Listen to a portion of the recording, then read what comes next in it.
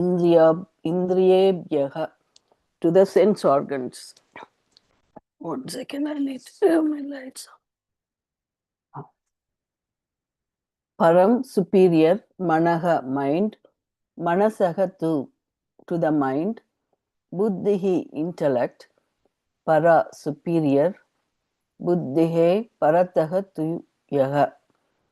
Whereas the one who is superior to the intellect, saha, is he, atma.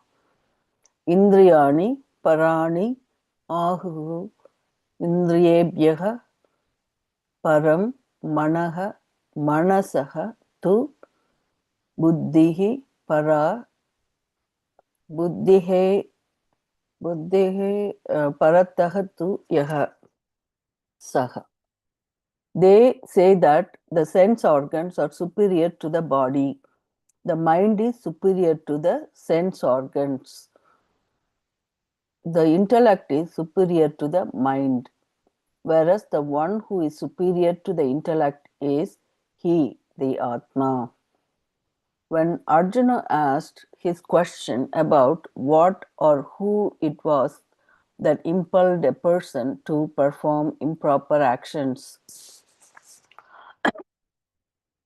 1 second. Dr. Mara, I'm able to, I fixed the thing. What was bothering the YouTube? I had to silence the YouTube. How come I'm not able to see my own share?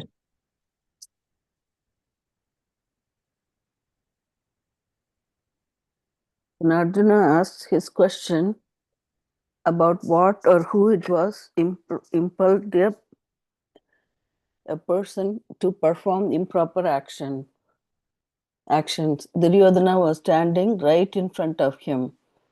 Duryodhana knew that what he was doing was wrong.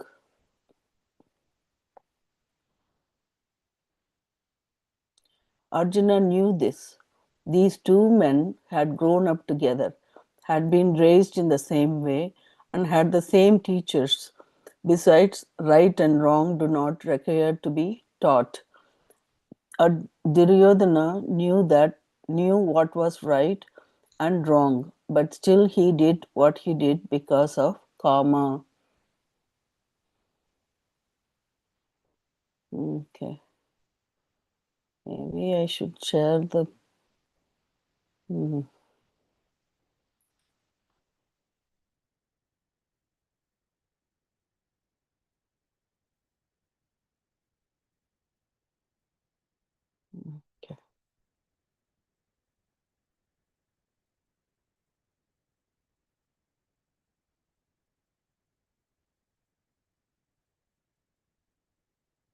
Okay.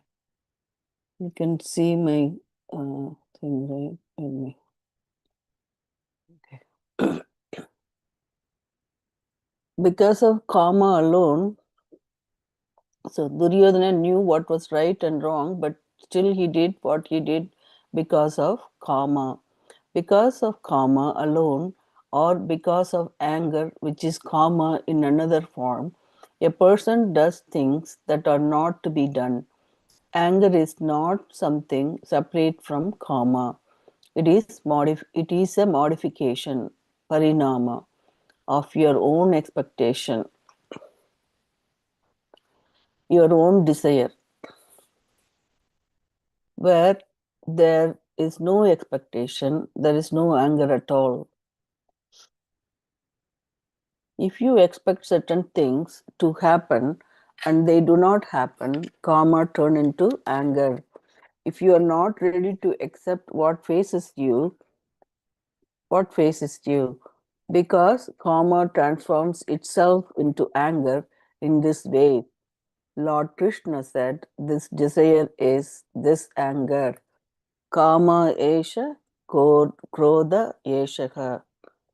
So, when the karma is alone, not fulfilled, and the anger starts because of that expectation, karma to be fulfilled. So that This desire is this anger, kama esha, krodha esha. Kama can express as want, passion, and anger. So it can come as a want, passion, and anger. Krishna said, and the anger, Krishna said, and because this karma covers your wisdom, it dilutes you. It takes you for a ride. However, when you do not want a particular pursuit based on desire to go any further, when you are convinced that it has gone far enough, you should be able to stop it, to pull down the shutters on it. The dictating factor here is your wisdom, your understanding, and not your fancies. So when you don't want to pursue the desire or pursuit, you don't go any further. But if you went far enough, and then you should stop it. So that is using that your wisdom or knowledge, not the fancies.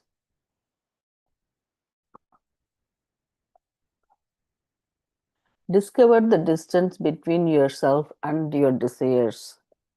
That is the sama, right? The distance between yourself and the desires. Krishna was not asking to suppress or repress your desires. He said that to attempt to control likes and dislikes and the dislike does not serve any useful purpose because the mind has its own ways.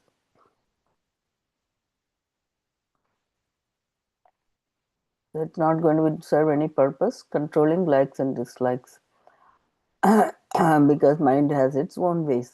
But you do not, but you need not be swayed by them.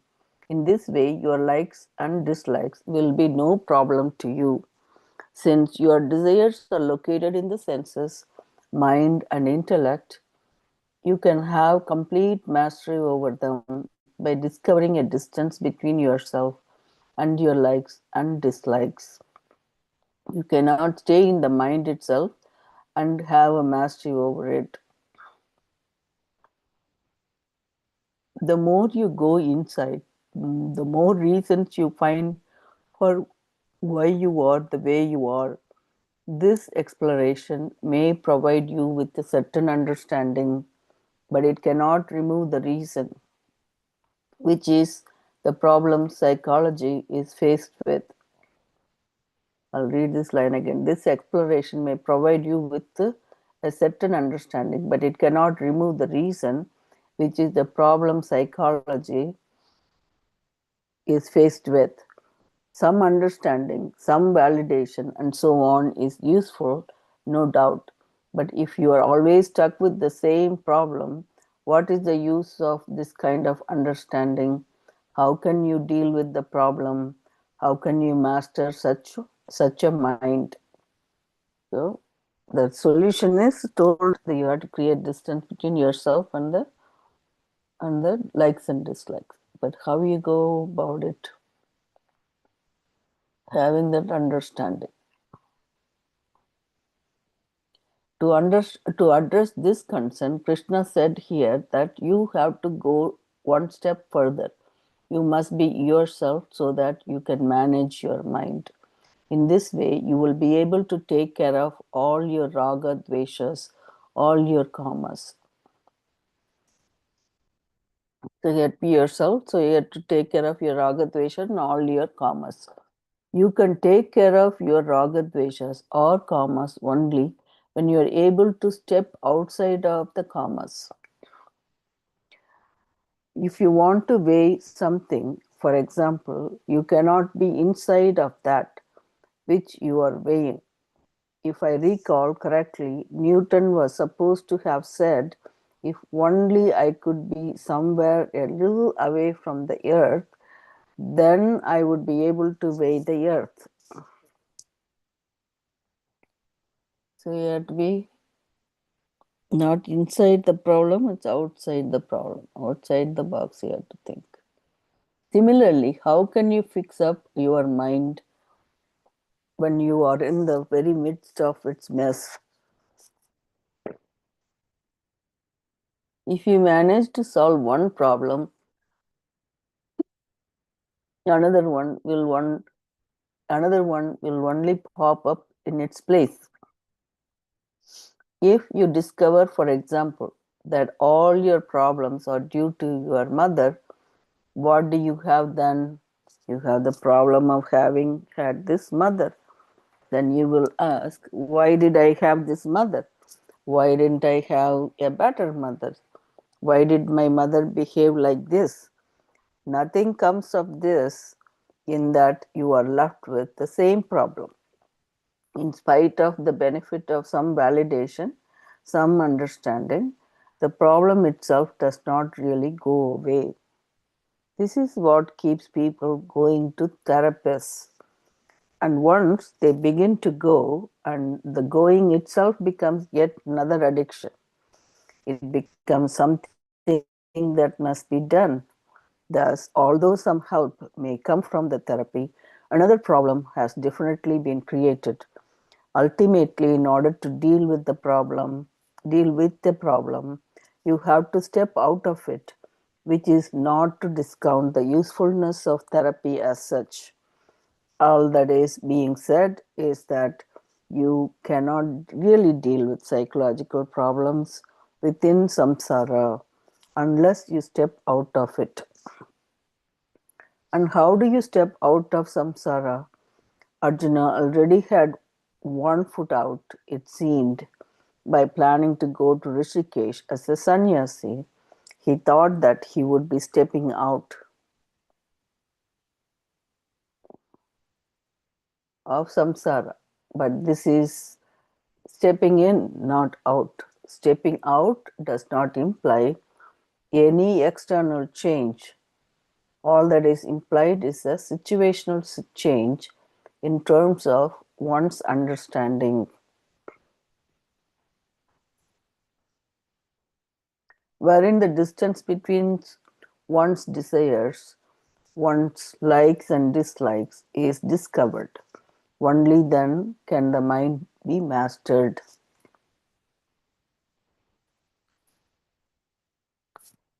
So we have to know our desires, our likes and dislikes. So then the mind is can be mastered.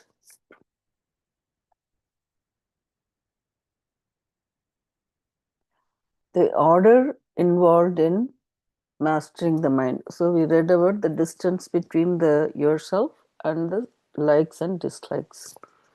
How you go about doing that? You have to have some understanding, they say. Understanding in terms of one's own likes and dislikes.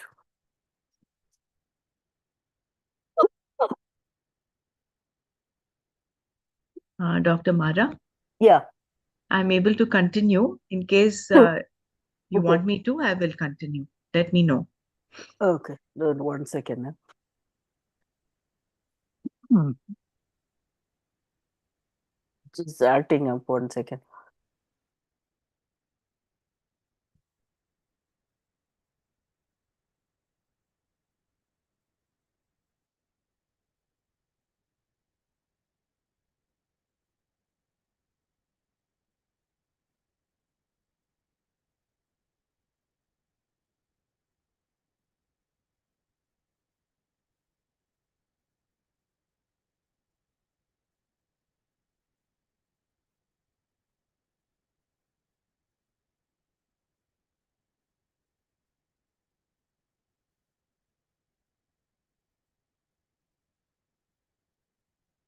So you read it up until here, right?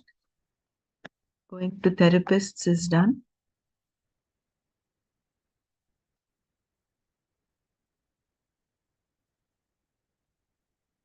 So the order involved,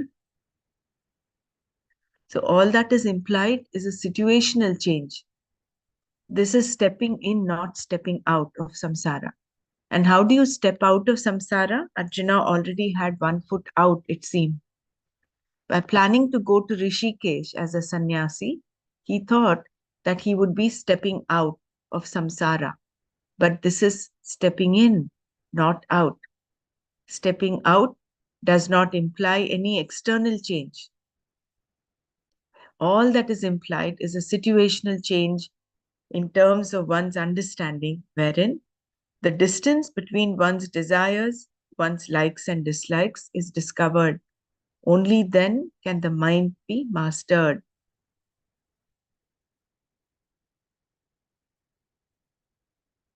So, stepping out of samsara is actually in terms of understanding.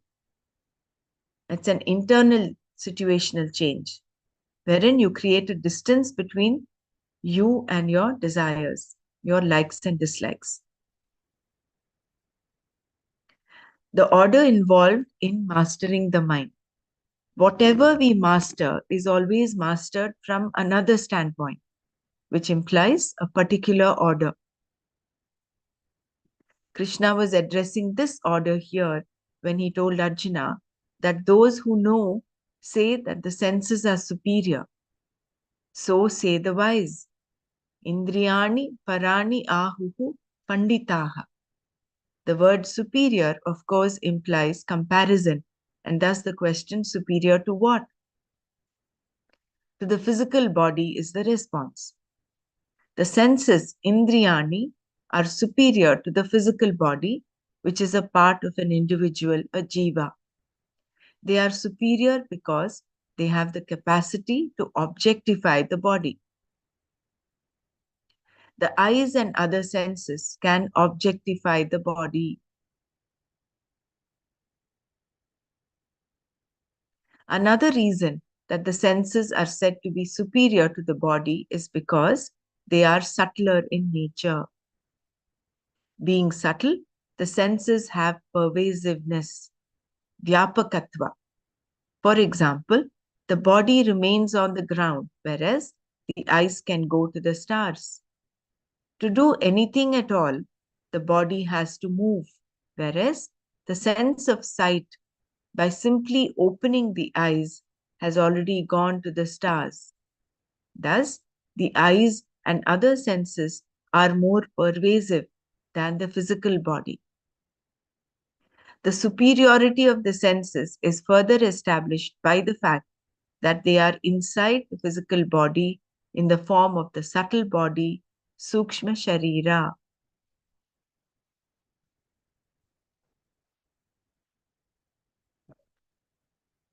Then the verse goes on to say that the mind is superior to the sense organs. Indriyebhyaha param manaha, because the mind can go where the senses cannot. For example, the mind alone can go to heaven. It can also suffer an imagined hell, which is something that the senses cannot do. Also, the mind is the one in whose hands the senses are.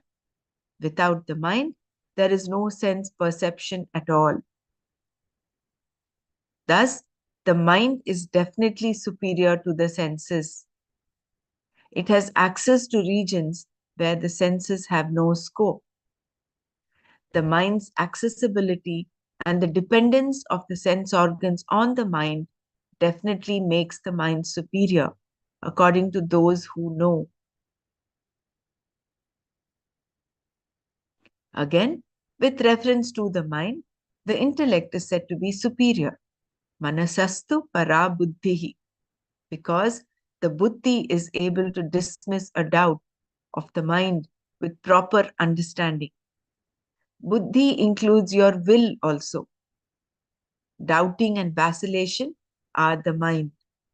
Once there is resolve, which is buddhi, there is no more vacillation. You cannot say you have both resolve and vacillation at the same time. Once the resolve is there, the vacillating mind, the doubting mind goes away. Thus, the buddhi is definitely superior to the mind. It's a beautiful step ladder um, ascending order of the superiority. First is the physical body. The senses are more superior to the physical body because they can objectify the body. And they can go to places where the physical body cannot. The mind is more powerful than the senses because the sense organs are just reporters. They need the mind for perception. And the mind is more subtler. It can even go to places where the sense organs cannot. Here, Swamiji gave the example of heaven and hell. But even in the dream, the mind is, but the senses are not.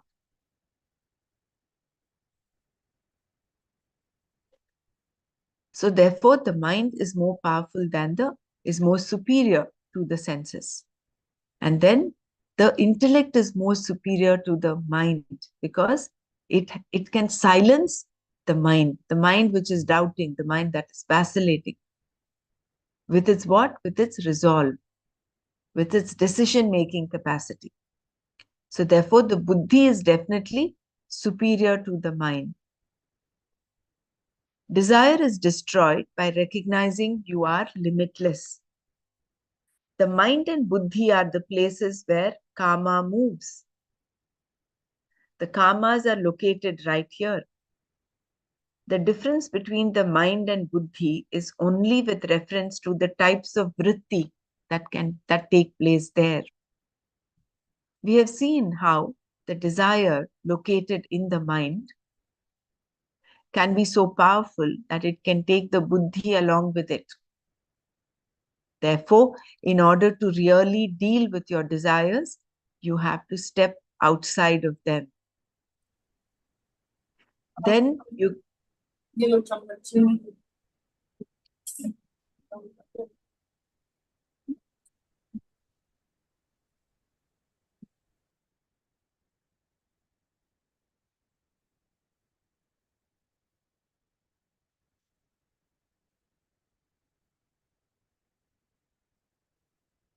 So, in order to really deal with your desires, you have to step outside of them. Then you can see exactly where the karma is hiding. This is why Krishna went on to say that the one who is above the buddhi is Atma, yourself. Yaha tu buddhehe parataha saha paramatma.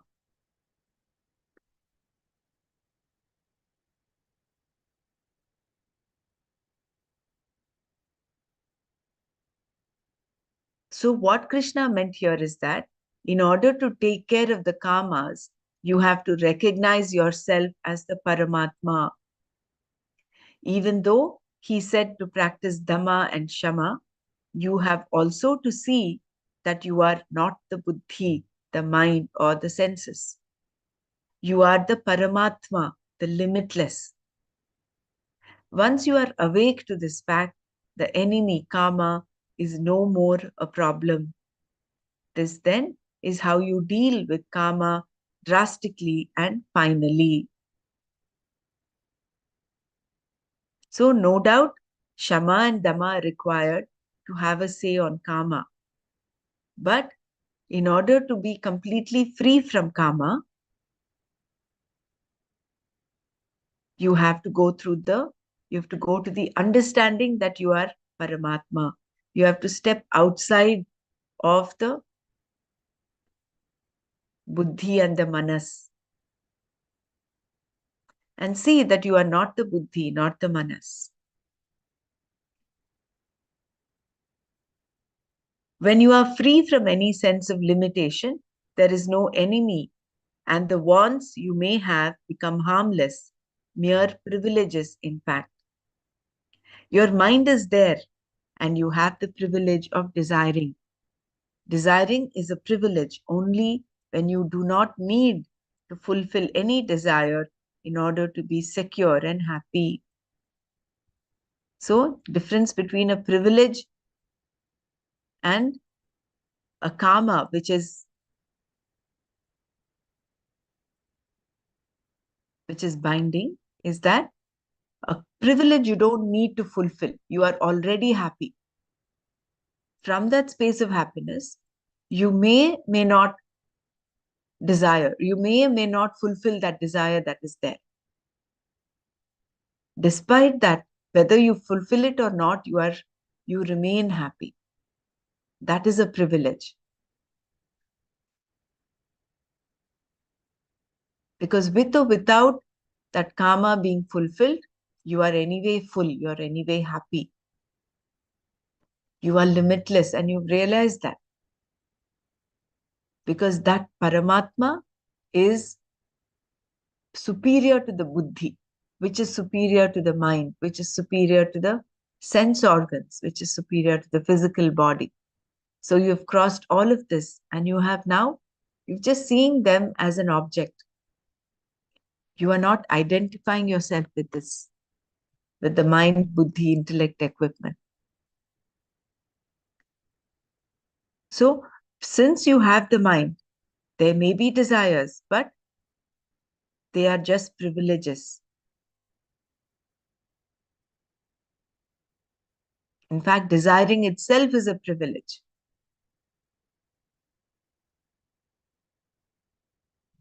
So any sharing before we go on to the next verse?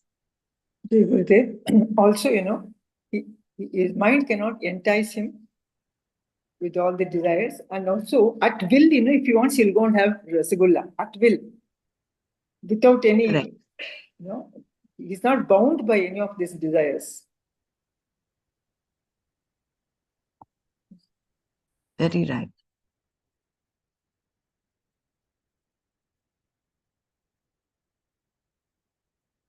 So it is not a matter that is visible outside.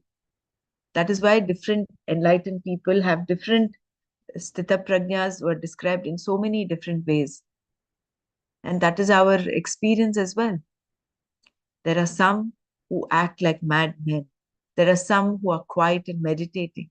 There are some who are out there in the world actively doing a lot of service. So you cannot judge an enlightened person by his or her behavior. Why? Because it's a situational change inside the mind.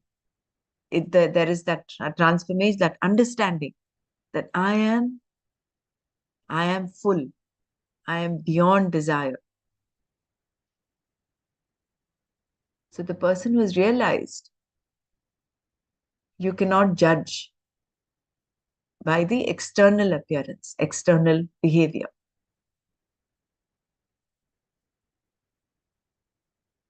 Because that small mind tends to have this comparison and judging. Oh, how come he's supposed to be um, an enlightened person? How come he's having coffee? Or how come he's having this? So we tend to slot them. We tend to have a concept. But this is going beyond that concept.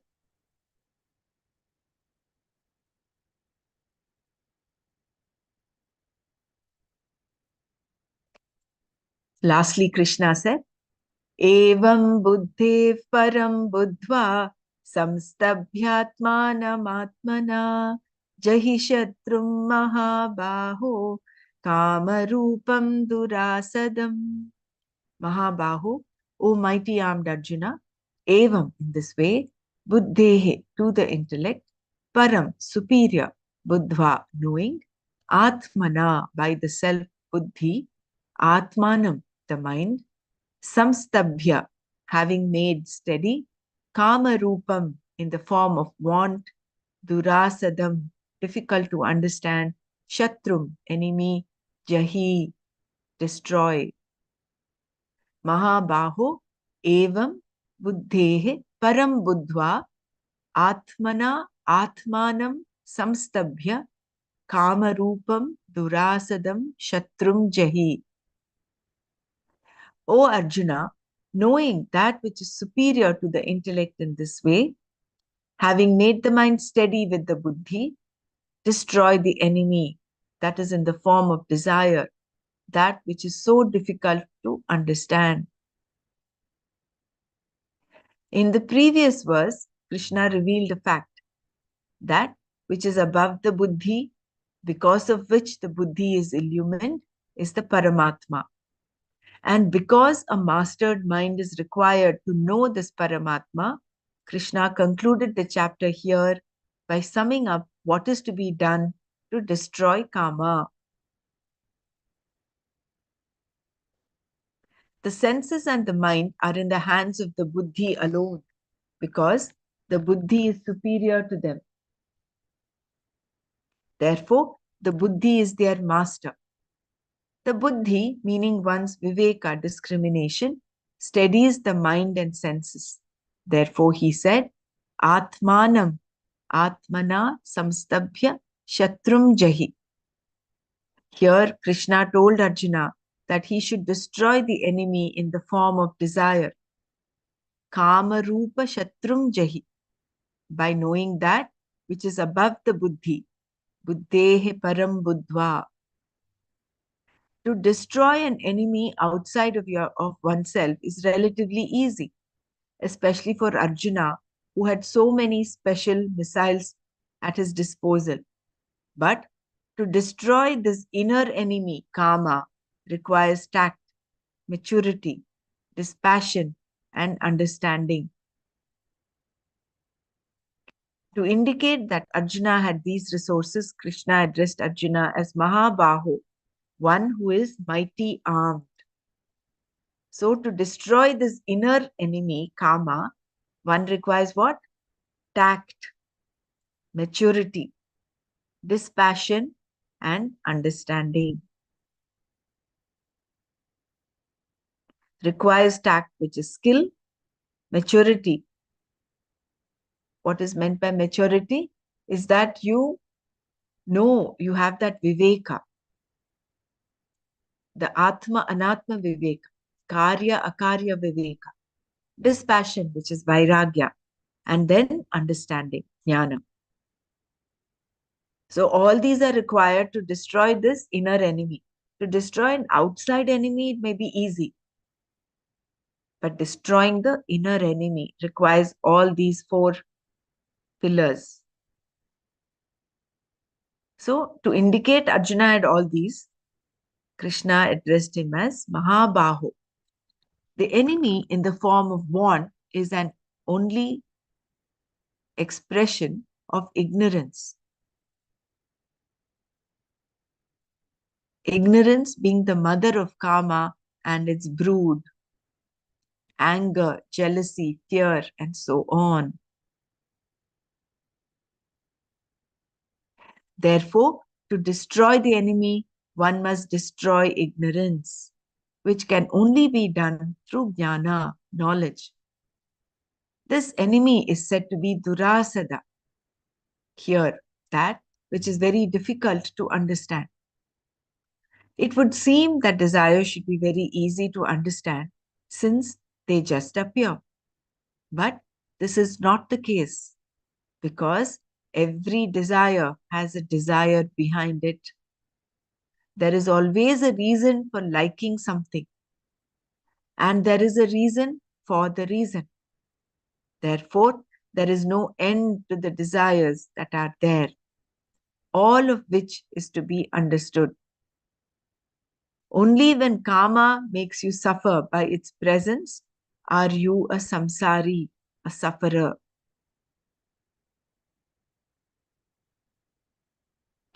With knowledge, you can enjoy the presence of a karma. Even if you are surprised by it, you can also be amused. You can either go with it or you need not go with it. When you step outside of your desires in this way, in terms of knowledge, all your desires becomes privileges for you. Thus, whether you are a karma yogi or a sannyasi, there is no other way of dealing with karma except through jnana. What better way for Krishna to have made this point than to conclude this chapter entitled Karma with jnana, the only true conqueror of the enemy of desire.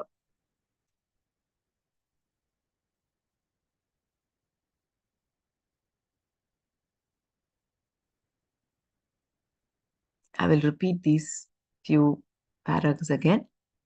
So, O Arjuna, knowing that which is superior to the intellect in this way, having made the mind steady with the buddhi, destroy the enemy that is in the form of desire, that which is so difficult to understand.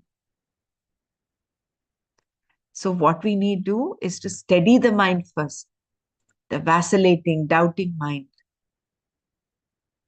with the buddhi. The buddhi is the seat of viveka, of discrimination. So, in the previous verse, Krishna revealed the fact that which is above the buddhi, because of which the buddhi is illumined, is the Paramatma. And because a mastered mind is required to know this Paramatma, Krishna concluded the chapter here by summing up what is to be done to destroy karma. So, what is to be done?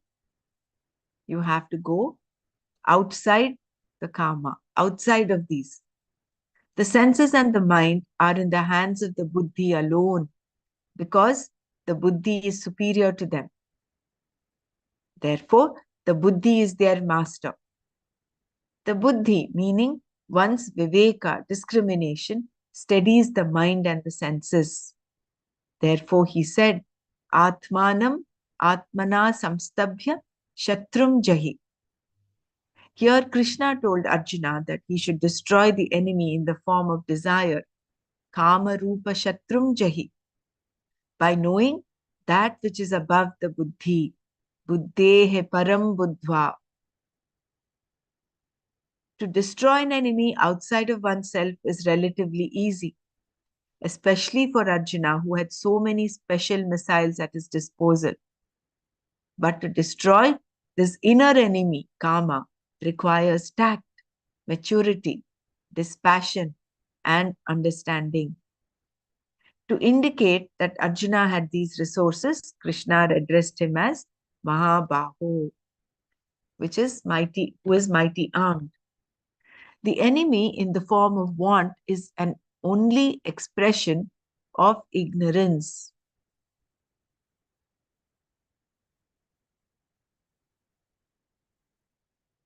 Ignorance being the mother of karma and its brood. So from avidya, you have karma and then karma. This is the primordial knot. So because avidya is the root cause of all of this, you have to remove that avidya with the sword of knowledge. Therefore, to destroy the enemy, one must destroy ignorance, which can only be done through jnana, knowledge. This enemy is said to be durasada here, that which is very difficult to understand. It would seem that desires should be very easy to understand since they just appear. But this is not the case, because every desire has a desire behind it. There is always a reason for liking something. And there is a reason for the reason. Therefore, there is no end to the desires that are there, all of which is to be understood. Only when karma makes you suffer by its presence are you a samsari, a sufferer. With knowledge, you can enjoy the presence of a karma. Even if you are surprised by it, you can also be amused. You can either go with it or you need not go with it. When you step outside of your desires in this way, in terms of knowledge, all your desires become privileges for you. This is what happens to a sthita prajna, or a jnani. Rajahati yada kaman sarvan partha manogatan atmanyevatmana tushtaha sthita prajnastadochate. The first reply to Arjuna's question of sthita prajnasya ka bhasha, right? So he may have desires, but they are only privileges for him. For him, the whole life is like a game. He just plays it. Thus, whether you are a karma yogi or a sannyasi, there is no other way of dealing with karma except through jnana. What better way for Krishna to have made this point than to conclude this chapter entitled Karma with Jnana, the only true conqueror of the enemy of desire. What were the tapas lines where some tapas has come? That line I missed. There was no tapas. In the second last paragraph only. Durdasa, the enemy in the form of want is the only expression. Can you read this paragraph again, if you time permits? So it would seem that desire should be very easy to understand, but then they are difficult to understand because there is a reason behind every desire. So therefore, there is no end to the desires that are there. All of them, all of this needs to be understood. Only when karma makes you suffer by its presence are you a samsari, a sufferer. With knowledge, you can enjoy the presence of a karma. See, how can karma make you suffer? If you do not fulfill the karma, you become a dukhi. And even if you fulfill the karma, you have one more karma coming up. So this is an endless cycle of karma. That is why you are a samsari, a sufferer. But with knowledge, you can enjoy the presence of a karma. Even if you're surprised by it, you can also be amused. You can either go with it or you need not go with it. So when you step outside of your desires in this way, in terms of knowledge, all your desires become privileges for you. Okay, thank you. Is that what you wanted? Is that? Yeah, it's okay. Thank you. Om Tat Sat iti Shrimad Bhagavad Gita Su Upanishadsu Brahma Vidyayam Yoga Shastre Shri Krishna Arjuna Samvade Karma Yogo Nama Tritiyodhyayaha. The meaning of Om. All the chapters in the Gita end with the above words, the only variation being the title of the chapter. In the expression Om Tat Sat, Om is the name of Brahman, a phonetic name for the Lord. Apart from this, linguistically, that is grammatically, this term has a meaning too. It means that which protects everyone, that which sustains everything. Avati Rakshati iti Om.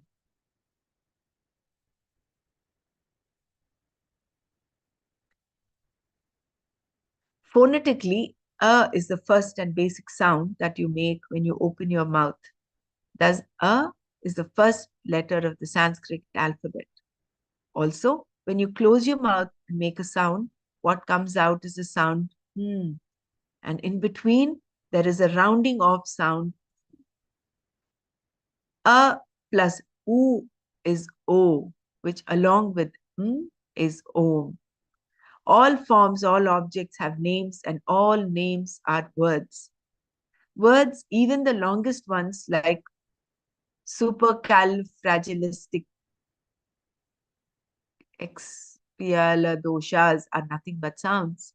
These sounds all come between the A that comes when you open your mouth and make a sound and the sound that comes with the mouth closed. You cannot make any further sounds after this letter Thus, these are the two sounds within which all sounds are produced. Given that the Lord is the Lord of everything, his name should be Om, and to account for the everything, the U is inserted in between. In this way, Om becomes the name of Bhagavan, the Lord. Also, each of these three letters has been loaded by the Shastra to stand for the whole. This practice is called Aropa in Sanskrit. Just as a country's flag represents its constitution, here the A represents the entire gross world, Sthula Prapancha. The U represents the entire subtle world, Sukshma Prapancha. meaning the mind or inner world, and the N represents the unmanifest condition, like in sleep, when everything resolves and on waking again comes out. In this way, Om stands for the entire realm of cause and effect, which is nothing but Brahman. That Brahman, Om, is Tat Sat. Tat, that Lord alone, is Satyam. Sat and everything else is Mithya. And everything else is Mithya depending upon that Tat, the Lord. Therefore, the expression Om Tat Sat is a general conclusion. Having said a lot of things, the conclusion is Om Tat Sat, meaning that after all is said and done, Satya alone is. The Bhagavad Gita, which has the status of an Upanishad, contains the subject matter of Brahman. The knowledge of Brahman, Brahma Vidya, is simply you are that, Tattvamasi. The Gita is also Yoga Shastra, dealing with attitudes and values with reference to self-management, self-improvement, maturity, and so on, which is Karma Yoga. Even the rules of sannyasa come under Yoga Shastra since they are not jnana. And the nature of the dialogue between Krishna and Arjuna. This Yoga Shastra and Brahma Vidya form the dialogue that took place between Sri Krishna and Arjuna. Sri Krishna Arjuna Samvada, the dialogue that imparts knowledge. The word vada means a discussion. A dialogue that imparts knowledge is different from a dialogue between equals, where there is no imparting of knowledge involved, only exploring of knowledge. There are also two types of dismissing dialogues wherein the other person is declared to be in the wrong. One type is the dialogue of fanatics, jalpa, and the other is vitanda, the dialogue of the intolerant, where one person cannot stand another person saying something and getting away with it. The discussion between Lord Krishna and Arjuna was neither a jalpa nor a vitanda, nor was it a discussion in order to discover something. It was a dialogue that imparts knowledge wherein one participant knew and the other wanted to know. Therefore, it was a Guru Shishya Samvada, a dialogue between a teacher and student. This particular meaning is denoted by the prefix sam added to vada. This chapter under study is entitled Karma because it deals with the subject matter Brahman in terms of karma. Therefore, it is said Karma Yogo Nama Tritiyodhyaya. As we have seen before, the word yoga used in each of the titles of the 18 chapters of the Gita means subject matter. Thus, the third chapter entitled Karma in the Bhagavad Gita, whose status is that of the Upanishad, which contains the knowledge of Brahman and Yoga Shastra in the form of a Samvada, a dialogue that imparts knowledge between Lord Krishna and Arjuna, is concluded.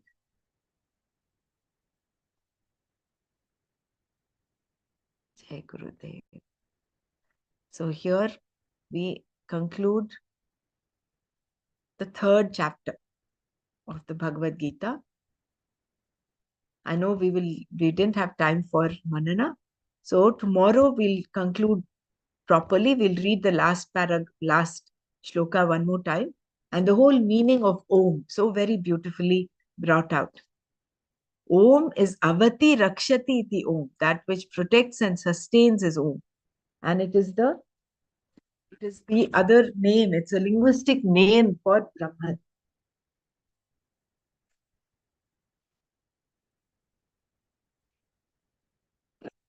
Very beautifully described, A being the beginning of the letter of the alphabets. Everything is contained between A and U. U includes everything. So Om Tat Sat, that is the Satya. Very beautiful, right? So we'll conclude here. I know there's not much time for So, Jahi Shatrum Mahabaho Kama Rupam Durasadam. Etad Buddhva. Understand, know, with tact, discrimination, maturity, dispassion, and understanding that the Atma is superior to the Buddhi, and come out of the desires, step out of them. Then your desires become privileges for you. Then you are not a samsari. Yeah. Om Loka samasta sukhino bhavantu. Om Shanti Shanti Shanti. Om Tat Sat. Shri Krishna Arpanamastu. Jai Gurudev. Thank you. Thank you, Dr. Mara, for stepping in. Oh, I I had some, believe you finished what I wanted to do. It's been acting of this cough, yeah, so no bad. worries. Sorry, I had to So miss. what happened actually, my YouTube, there was another YouTube video that got on and I was able to hear Oh, that. So oh, it took some time to find out where the problem was and then fix it. no problem. No problem. So then thank you for stepping in. No problem. Yeah. So tomorrow mostly we'll complete Karma Yoga. We'll just do one reading and then read the meanings of the shlokas, different shlokas, so that we sum up the whole of Karma Yoga.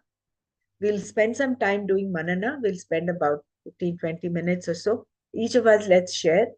So we have some understanding, proper understanding of Karma Yoga before going on to the 4th chapter.